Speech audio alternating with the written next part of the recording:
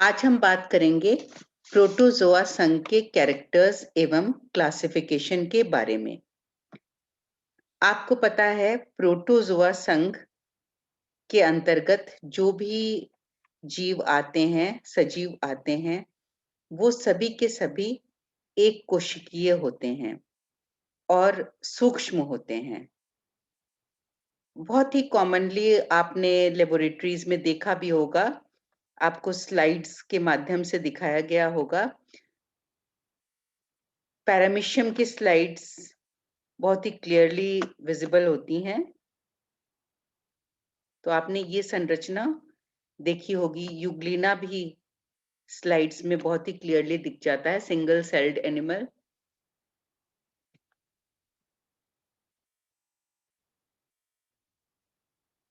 तो सबसे important character, distinguishing feature जो है प्रोटोजोआ संघ का, वो है कि ये सारे के सारे एक कोशिकीय होते हैं। प्रोटोजोआ संघ का मुख्य जो कैरेक्टर होता है, डिस्टिंग्विशिंग फीचर होता है कि ये सारे के सारे एक कोशिकीय होते हैं एवं सूक्ष्मदर्शी की सहायता से ही इनको देखा जा सकता है। अब हम अन्य सामान्य लक्षणों के बारे में अध्ययन करेंगे प्रोटोजोआ संघ के। तो प्रोटोजोआ संघ के अंतर्गत 50,000 लगभग नोन स्पीशीज आते हैं और ये फ्री लिविंग भी हो सकते हैं और पैरासाइटिक भी होते हैं।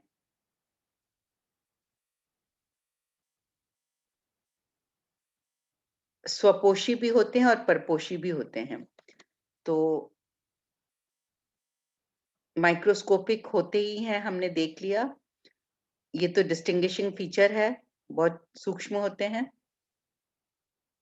बहुत ही सरल इनकी संरचना होती है और इनका जो महत्वपूर्ण पॉइंट है, इनका प्रोटोप्लाज्मिक ग्रेड ऑफ ऑर्गेनाइजेशन पाया जाता है। मतलब इसमें ऊतक नहीं पाए जाएंगे। कोशिका सिर्फ एक ही कोशिका से ही निर्मित होता है।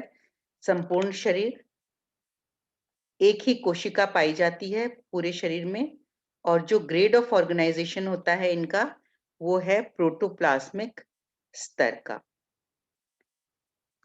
अब इनमें केंद्रकों की संख्या एक से अधिक भी हो सकती है, एक होती है या अधिक होती है।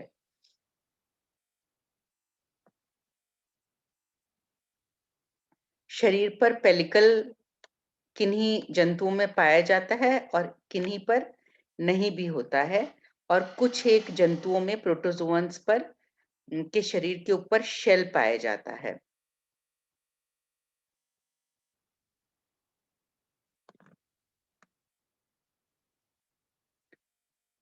सॉलिटरी भी होते हैं, कॉलोनियल भी हो सकते हैं।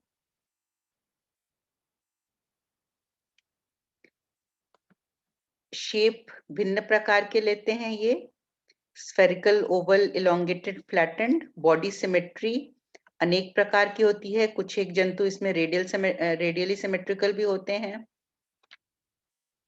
और कुछ एक में कोई सिमेट्री नहीं पाई जाती है। बॉडी फॉर्म जनरली एक ही प्रकार का होता है, कांस्टेंट होता है, और कुछ एक में वेरीड होता है।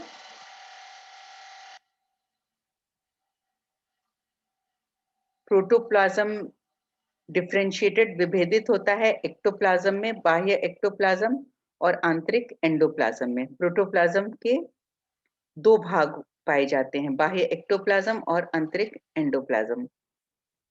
तो जो ये एकल कोशिकीय शरीर होता है, इसके अंदर ही बॉडी के जितने भी एसेंशियल वाइटल एक्टिविटीज होते हैं, वो सारी एक्टिविटीज को ये सिंगल सेल ही परफॉर्म करता है।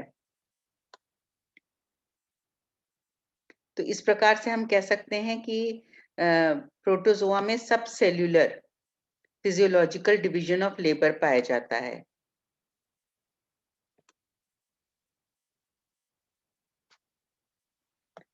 लोकोमोटरी ऑर्गन्स के आधार पर प्रोटोजोआ का क्लासिफिकेशन किया गया है। तो प्रोटोजोआ संघ के जो भी होते हैं उनमें भिन्न प्रकार के लोकोमोटरी ऑर्गन्स पाए जाते हैं, जैसे कि स्यूडोपोडिया। लोकोमोशन मतलब अनेक तरीकों से होता है, जैसे कि स्यूडोपोडिया द्वारा, जिसे हम कूटपाद कहते हैं, फ्लैजिला द्वारा, सीलिया द्वारा, या फिर ऐसा भी ग्रुप है जिसमें कि कोई भी गमनांग नहीं पाया जाता। तो इस प्रकार से अनेक प्रकार से लोकोमोशन संभव हो पाता है, और इसी को आधार बनाया गया है प्रोटोजोआ संघ के वर्गीकरण के लिए। न्यूट्रिशन होलोजोइक भी होता है और होलोफिटिक होता है, एनिमल लाइक या प्लांट लाइक, या फिर सेप्रोजोइक होता है। डाइजेशन इंट्रासेल्यूलर होता है, मतलब कोशिका के अंदर होता है। अंतरा कोशिकीय इंट्रासेल्यूलर होता है।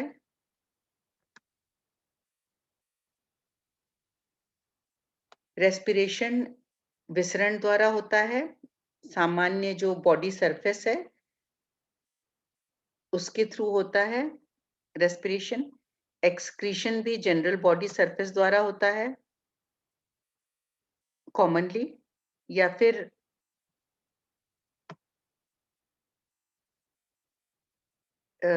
साइटोपाइज द्वारा भी होता है। मतलब कुछ एक एनिमल्स में साइटोपाइज द्वारा होता है, जो कि एक छिद्र संरचना होती है। कॉन्ट्रेक्टाइल वैक्यूल्स ऑस्मोरेगुलेशन का फंक्शन परफॉर्म करते हैं, और इस प्रकार से एक्सक्रीटरी प्रोडक्ट्स को हटाते हैं शरीर से। रिप्रोडक्शन एसेक्सुअल प्रकार का होता है या फिर सेक्सुअल प्रकार का होता है, या गैमेट फॉर्मेशन द्वारा होता है। लाइफ साइकिल कॉम्प्लिकेटेड होता है with alternation of asexual and sexual phases. Encystment भी देखा जाता है प्रोटोजोआ के अंदर, और इंसिस्टमेंट अनफेवरेबल कंडीशंस में मदद करता है। जब भी जैसे फूड कंडीशंस हार्श होते हैं, टेम्परेचर अत्यधिक होता है या बहुत लो होता है, या मॉइस्चर की अनअवेलेबिलिटी होती है, मॉइस्चर अवेलेबल नहीं होता है, तो इस प्रकार से ऐसी परिस्थितियों में, विपरीत परिस्थितियों में इंसिस्टमेंट मदद करता है और स्पीशीज के डिस्पर्सल में हेल्प करता है। इंसिस्टमेंट के माध्यम से उस स्पीशीज का बचाव हो पाता है विपरीत परिस्थितियों में।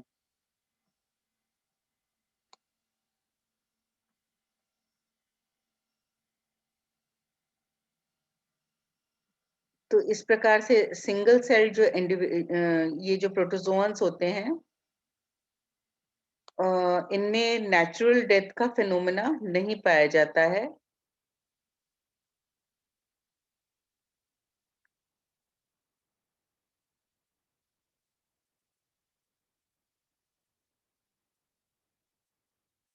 प्रोटोजोअन्स दो लाइफ फॉर्म्स एग्जिबिट करते हैं, फ्री लिविंग एवं पैरासिटिक।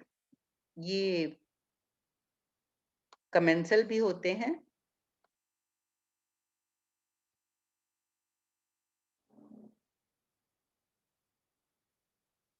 कॉमन एग्जाम्पल्स हैं प्रोटोजोअन्स के। एक तो बहुत ही कॉमन एग्जाम्पल है प्लाज्मोडियम, जिसकी वजह से मनुष्यों में मलेरिया नामक बीमारी उत्पन्न होती है। और दूसरी कॉमन एग्जाम्पल्स हैं अमीबा, हम अक्सर पढ़ा करते हैं अमीबा, इसका गमनांग स्यूडोपोडिया है, कूटपाद है। यूग्लिना, जिसका कि गमनांग है फ्लैजिला। पैरामीशियम, इसका गमनांग है सीलिया। तो ये बहुत ही कॉमन एग्जाम्पल्स हैं कुछ प्रोटोजोअन्स के। ट्रिपैनोसोमा भी है जो कि स्लीपिंग सिकनेस कॉज करता है।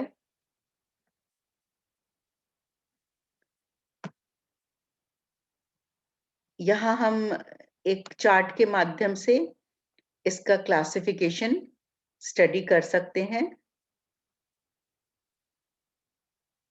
ये जैसे फाइलम प्रोटोजोआ है, अब इसे सब फाइलम सार्कोमेस्टिकोफोरा में स्पोरोजोआ, नाइडोस्पोरा, सीलियोफोरा, ये 4 सब फाइलम में डिवाइड किया गया है।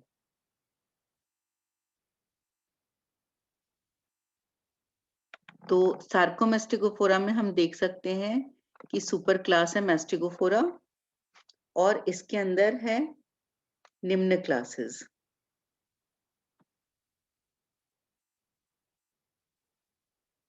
फाइटियोमेस्टिकोफोरा और इसके अंदर एग्जाम्पल्स आ जाते हैं यूग्लिना, नॉक्टिल्यूका,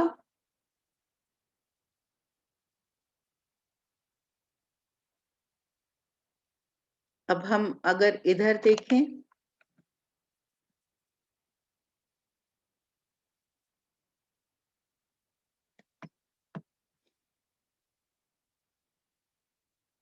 सार्कोमेस्टिकोफोरा के अंतर्गत पहला सुपर क्लास है मेस्टिकोफोरा, दूसरा सुपर क्लास है ओपलाइनेटा, तीसरा है सार्कोडिना। तो ओपलाइनेटा में एग्जाम्पल्स हैं ओपलाइना, सार्कोडिना में एग्जाम्पल हैं, सार्कोडिना के अंदर क्लासेस हैं राइजोपोडिया जिसका एग्जाम्पल है अमीबा, एंटामीबा, एल्फीडियम।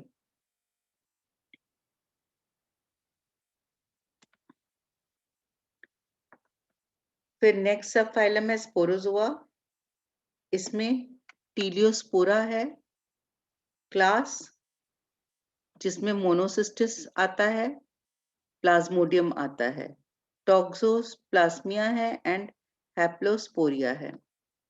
नाइडोस्पोरा सब फाइलम में मिक्सोस्पोरिडा स्पोरिडिया क्लास है और माइक्रोस्पोरिडिया है। नेक्स्ट सीलियोफोरा सब फाइलम में सीलिएटा क्लास है जिसका एग्जाम्पल है पैरामीशियम वॉटिसिला। तो बहुत ही सिंपल है क्लासिफिकेशन। यहाँ हमें एक बात याद रखनी है कि डिफरेंट बुक्स में डिफरेंट तरीके से क्लासिफिकेशन का प्रेजेंटेशन हम कई बार देखते हैं, बट यहाँ ये याद रखने वाली बात है कि कोई से भी आप क्लासिफिकेशन स्कीम आप फॉलो कर रहे हैं, बट स्पोरोजोआ के एग्जाम्पल्स यही होंगे, मोनोसिस्टिस होगा, प्लाज्मोडियम होगा, यही होंगे स्पोरोजोआ। और कैरेक्टरिस्टिक फीचर स्पोरोजोआ का होगा कि इसमें कोई गमनांग नहीं पाया जाता, मोनोसिस्टिस में कोई गमनांग नहीं होता, प्लाज्मोडियम में कोई गमनांग नहीं होता। ये बहुत ही कॉमन एग्जाम्पल्स हैं स्पोरोजोआ के। सिमिलरली जैसे हम सार्कोमेस्टिकोफोरा हम देखते हैं, तो सार्कोमेस्टिकोफोरा को हमने यहाँ सुपर क्लासेस में डिवाइड कर रखा है इस चार्ट में। तो मैस्टिकोफोरा में हमेशा, चाहे किसी बुक में मैस्टिकोफोरा को सुपर क्लास बताया है या क्लास बताया है, बट मैस्टिकोफोरा में हमें का एग्जाम्पल यूग्लिना होगा। Euglena will always belong to Mastigophora और यूग्लिना एक फ्लैजिलेट एनिमल है।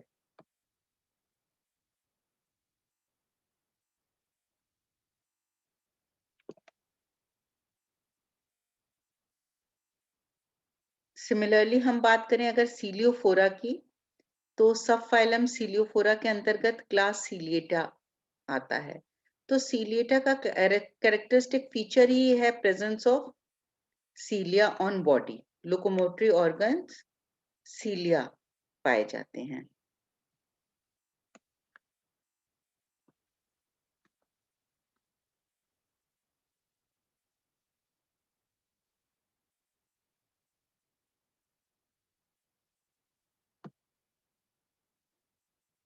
ये जैसे प्रोटोजोआ है और इसमें राइजोपोडा है, ये सिलिएटा है, फ्लैजुलेटा है और ये यहाँ एग्जाम्पल्स दिखाया गया है।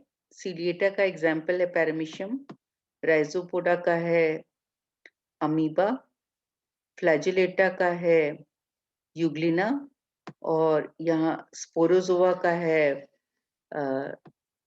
Plasmodium, common examples.